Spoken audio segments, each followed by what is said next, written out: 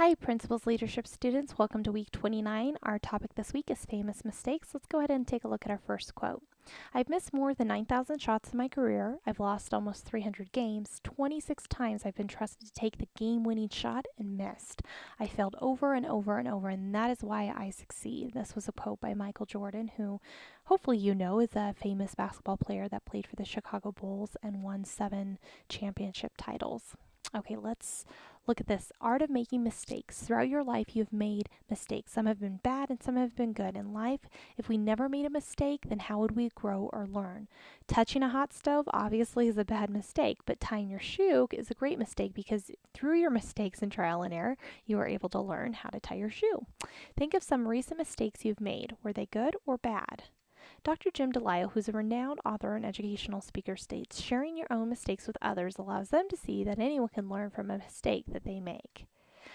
Here is something interesting. I find books to be very, very fascinating, but to think of how many individuals write books and they're never published. So here are some famous books that you might know, and it's interesting to find how many times they were rejected. For example, John Grisham's first novel was rejected 28 times.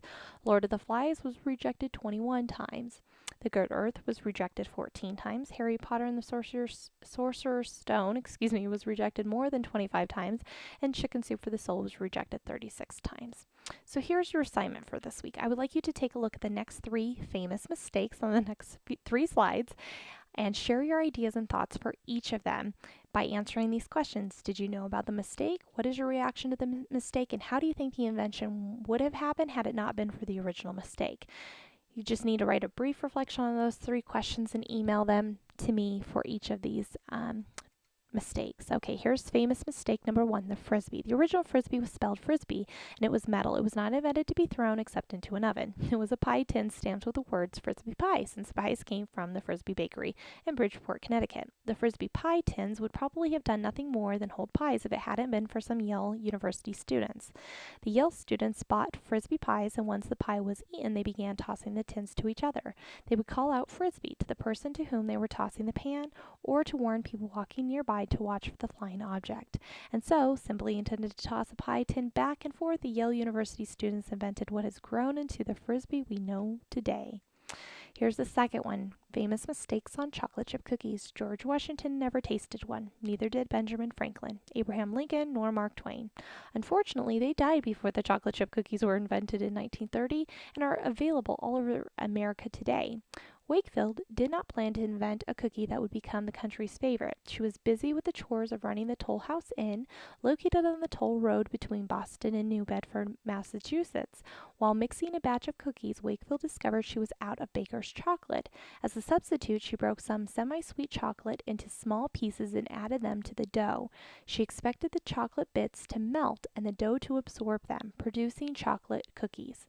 When she removed the pan from the oven, Wakefield was surprised. The chocolate had not melted into the dough, and her cookies were not chocolate cookies. Wakefield had accidentally invented the chocolate chip cookie. They were named Toll House cookies after Ruth Wakefield's Inn and are the most popular variety in America today. Okay, here's the last one. Famous mistake number 3. This is on Post-it notes. By now, everyone knows what Post-it brand notes are.